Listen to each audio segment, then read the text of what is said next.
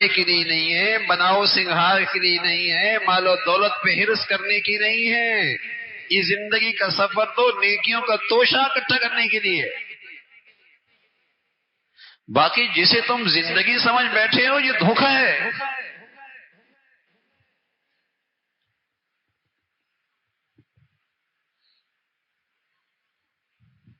یہ سب دھوکہ ہے. یہ فیکٹری رہ گئی، کارخانہ رہ گیا، بنگلہ رہ گیا، کوٹھی رہ گئی، تجوریاں بھری رہ گئی، بینک بیلنس رہ گیا. اور جب قبرستان گیا تو جہاں ایک ریڑھی والا لیٹا ہوا ہے یہ بھی وہیں لیٹا ہوا. اس صنعتکار اور اس پکوڑے والے کے دونوں کی اسٹیٹس برابر ہو گیا. کتنا ہی قبر کا حصہ ملا، کتنی مٹی دونوں پہ پڑی، برابر ہو گیا. اب کہا جائے گا میاں یہ بتاؤ نیکی کے زندگی کے اس سفر میں کمائی کس کے پاس ہے؟ اب پتہ چلے گا عقل مند کون ہے، سمجھدار کون ہے، کس نے کمائی کی ہے، مالدار کون ہے. اب پتہ چلے گا مالدار کون ہے.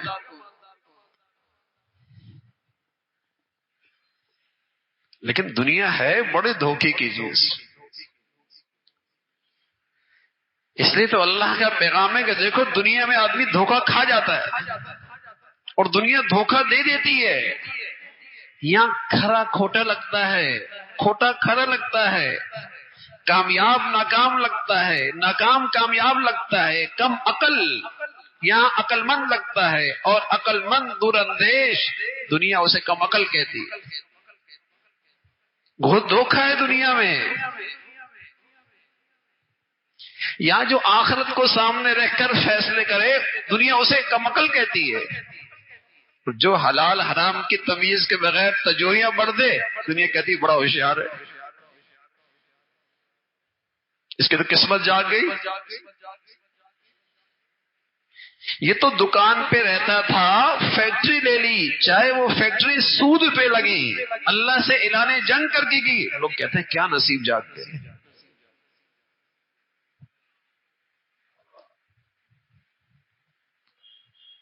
دھوکے میں پڑے ہوئے، دنیا نے دھوکہ دے دیا.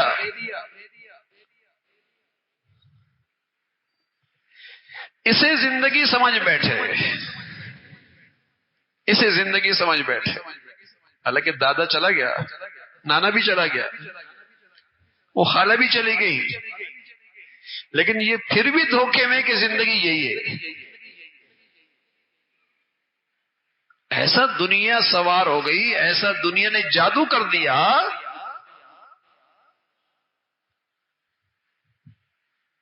کہ یہ خیال ہی نہیں آتا کہ جہاں میں نے جانا ہے اور وہاں جانے کے بعد کہیں لوٹنا نہیں، واپس نہیں، جانا نہیں کہیں.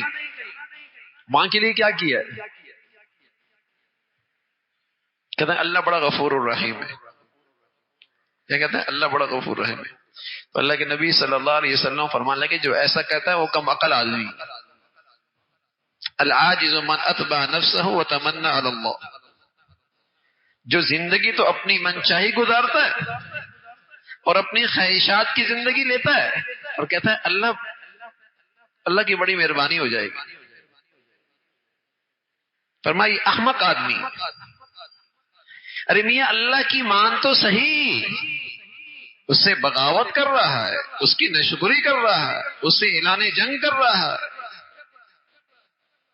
اور پھر اس سے مذاق کرتا ہے. فرمایا والعاجز، یہ کم عقل ہے، دماغ نہیں ہے، احمق ہے.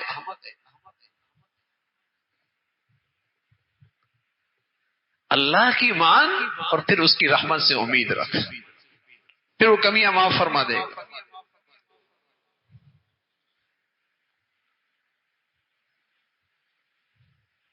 تو یہ اللہ کا پیغام ہے بھائی، ہم سب کے لیے ہے کہ اس زندگی سے دھوکہ نہ کھانا.